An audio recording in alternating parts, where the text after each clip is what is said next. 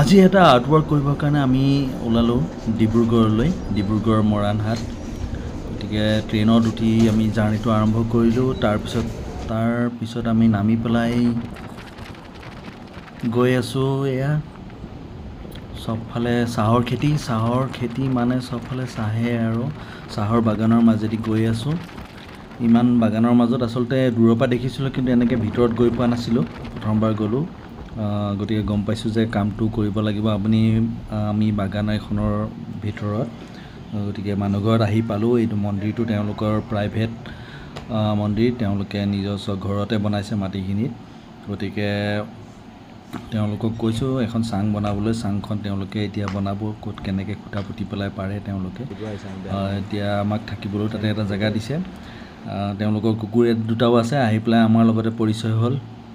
আৰু তাৰপিছত আমি আমাৰ পৰিকল্পনা আৰম্ভ কৰিলোঁ, কেনেকৈ কি কৰিব পাৰি। অকণমান ৰেষ্ট ল'লোঁ। ৰেষ্ট লৈ পেলাই ভাবিছোঁ অকণমান জেগাখিনি চাই আহোঁ। চাই আহি পেলাই কামত লাহেকৈ আৰম্ভ কৰিম কামখিনি। আৰু তেতিয়ালৈকে কুকুৰটো আমাৰ লগতে থাকিল, কিন্তু তেওঁলোকৰ ভিতৰলৈ গৈ দেখিলোঁ চাহপাত আচলতে এনেকৈ দেখা নাছিলোঁ মই, কোনোবাই আনি থোৱা। তেওঁলোকৰ ঘৰৰ পিছফালে হেনো ডাঙৰ বাগিচা এখন আছে, আমি পিছত চাবলৈ যাম। গতিকে দৈনিক তেওঁলোকৰ ৰাতিপুৱা আনি পেলাই ভিতৰত এনেকৈ চাহপাতবিলাক থৈ যায়। গোটেই চাহপাতৰ গোন্ধ অলপমান আছে ভিতৰটোত, কেঁচা পাত। গতিকে এইখিনি আনি থৈ যায়। আৰু তাৰপিছত এইখিনি চাহপাতৰ ওচৰতে ফেক্টৰী আছে, তালৈ মানুহ আহি পেলাই লৈ যাব গাড়ীত। এইখন তেওঁলোকৰ পিছফালে চাহ বাগান। ঘৰৰ পিছফালে যে ইমান ডাঙৰ চাহ বাগান থাকিব পাৰে ভবাই নাছিলোঁ। গতিকে চাহ বাগানখন পটাপট আমি চাই লওঁ এবাৰ। গোটেই পৰিৱেশটো এবাৰ চাবলৈ মন যায়, নতুন জেগা এটাত গৈছোঁ যিহেতু। তাৰপিছত আমি কামখিনি আৰম্ভ কৰিম। নতুনকৈ নহ'লে মানে জেগাটো চাওঁ লাগি থাকে এটা নতুন জেগাত গ'লে। গতিকে এটা নতুন অভিজ্ঞতা, গুৱাহাটীৰ যান্ত্ৰিকতাৰ পৰা গৈ পেলাই এটা বেলেগ এটা য'ত প্ৰকৃতি ভৰপূৰ হৈ আছে। এয়া অহাৰ লগে লগে মোক নিমন্ত্ৰণ জনালে। বহুদিন জোক দেখা নাছিল। গা ধুবলৈ যাওঁতে দেখিলোঁ ভৰিতে দেখোন কিবা এটা লাগি আছে। এৰুৱাই দিয়াৰ লগে লগে গোটেই তেজ ওলাই গ'ল। আৰু জোকে কামুৰিলে তেজ পটকৈ নুশুকায় বুলি কৈছে। মই নাজানো, জোকে কামোৰা মনত নাই, সৰুতেই কামুৰিছিলে। তাৰপিছত আমি কামখিনি কৰিবৰ কাৰণে মন্দিৰৰ ভিতৰত অলপমান বহিলোঁ। দুখনকৈ পেইণ্টিং তেওঁলোকে এখন দিছিলে, সেইখনৰ পৰা আকৌ এখন আমি নিজেই বনাই পেলাই এখন মই দেখুৱালোঁ। অকণমান সামান্য চেঞ্জ কৰিব লাগিব তাতে, কাৰণ তেওঁলোকে বহুত পুৰণা পেইণ্টিং এখন দিছে। তেওঁলোকৰ মানে সেইখন পচন্দৰ, আৰু সেইটো মতে ড্ৰয়িং আৰম্ভ কৰিলোঁ। ইমান ডাঙৰ ৱাল এখনত ড্ৰয়িং কৰিবলৈ বহুত দিগদাৰ। সৰু ডাঙৰ হৈ গ'লে ওচৰৰ পৰা গম নাপায়। গতিকে নামি বাৰে বাৰে তললৈ চাবলগীয়া হ'ল। তাতে মোৰ ওজন বহুত হোৱাৰ কাৰণে চাংখনত উঠিবলৈ অকণ ভয় লগা হ'ল, ভাঙি গ'লে কি হ'ব। তাতে শিৱ তলতে মূৰ্তিটো বনাই থোৱা আছে, আপোনাৰ মানে শিৱলিংগটো আছে। তাৰ কালাৰ আৰম্ভ কৰিলোঁ। দ্বিতীয় দিনাখন আমি ৰাতিপুৱাই উঠি অলপমান চাইছোঁ কালাৰ কৰিবলৈ। এইদৰে চাব পাৰে। শিৱজনা তেওঁলোকৰ মতে কম কালাৰত বনাবলগীয়া হৈছে, কালাৰফুল বিচৰা নাই তেওঁলোকে, যিমান পাৰি কম কালাৰ। তথাপি আমি ক'লোঁ মই যে কম কালাৰত বনালে বৰ ভাল নালাগিব, একেবাৰে আন্ধাৰ হ'ব, অকণমান কালাৰটো দিবলৈ দিয়ক। তাৰপিছত তেওঁলোকে অকণমান ব্লু কালাৰটো কাৰণে মান্তি হ'ল। মই ব্লু কালাৰটোৰ কথা ক'লোঁ। অকণমান ব্লু মানে ডাইৰেক্ট ব্লু নহয়, অকণ পাৰ্পল টাইপৰ। একেবাৰে ৰং নাথাকিলে ভাল নালাগিব, কাৰণ ভিতৰত বহিলে আন্ধাৰ লাগিব। তাৰপিছত মই হিউমেন ফিগাৰ কৰিবলৈ অকণমান ভাল পাওঁ, গতিকে আৰু যিমান পাৰি নিমজ কৰিবলৈ বিচাৰিছোঁ মই ইয়াত। এতিয়া ইমানখিনিলৈকে হ'ল। পাহাৰটো বনাবলৈ আছে অলপমান এনেকৈ। পিছফালে পাহাৰ নহয়, এইটো পৰ্বত বুলি কয়। পিছফালটো এনেকৈ বনাবলৈ আছে, এইটো পাহাৰ নহয় আৰু পৰ্বত বুলি ক'ব। ইয়াত গোটেই বৰফ পৰি থকাৰ নিচিনা বনোৱা হ'ব। মানুহ ঘৰ যেনেকুৱা আৰু মানে তেওঁলোকে কৈছে যে বৰ বেছি কালাৰ নালাগে, লাইট কালাৰত বনাব লাগিব। গতিকে লাইট কালাৰতে বনাই দিম, বৰ বেছি এটা কালাৰ বিচৰা নাই। শিৱজনাও তেওঁ পাৰ্বতীজনতো কালাৰ কমাই দিবলৈ দিছে। গতিকে আমি বৰ বেছি ৰমক জমকীয়া কালাৰবোৰৰ দামো যথেষ্টখিনি বাঢ়ি গৈছে।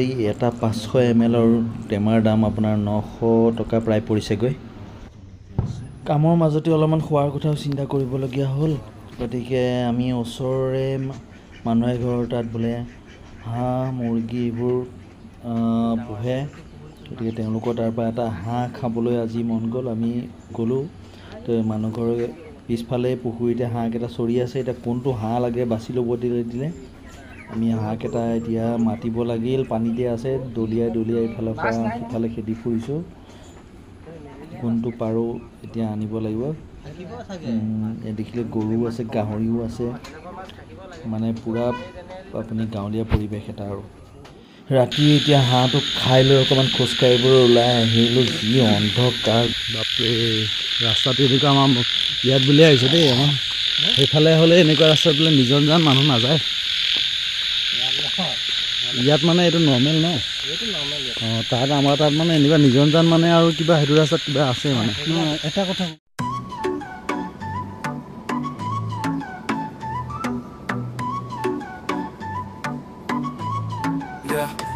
कलर का ब्रश जैसे जादू करे गोरा जो में हर दिन यूं सजे ड्राइंग पे मिला जब कॉम्प्लीमेंट मन बोली और दिखाओ टैलेंट हाँ दिखाओ टैलेंट हाँ दिखाओ टैलेंट हाँ दिखाओ टैलेंट कला में बहे हम एक साथ हर दिन हो नया एक शुरुआत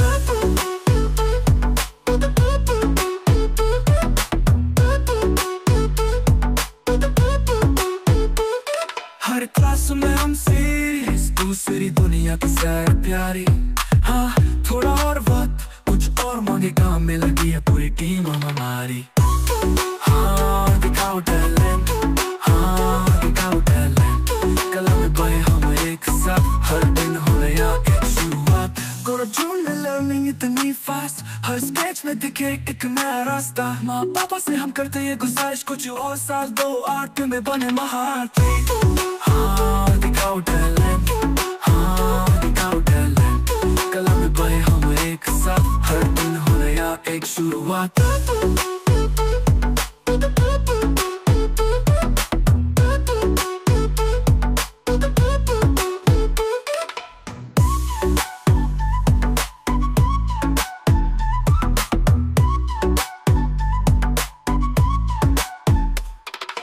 जून में लर्निंग इतनी फास्ट हर स्केच में दिखे एक नया रास्ता माँ पापा से हम करते हैं गुजारिश कुछ और साल दो ফিগাৰটো বহুত ডাঙৰ হোৱাৰ কাৰণে তলফালৰ পৰা আমি যেতিয়া ফটো তোলোঁ বা ভিডিঅ' তোলোঁ মানে কি হয় ফিগাৰটো মানে ডিছপ্ৰপৰ্চনেট যেন লাগে তলৰ পাৰ্টটো বহুত ডাঙৰ ওপৰৰ পাৰ্টটো সৰু সেইটো কাৰণে অলপমান দেখিবলৈ হেৰি হয় কিন্তু ওপৰৰ পৰা যেতিয়া আমি সমান ঠাইৰ পৰা চাওঁ সেইটো তেতিয়া গম পাই হৈছে নে নাই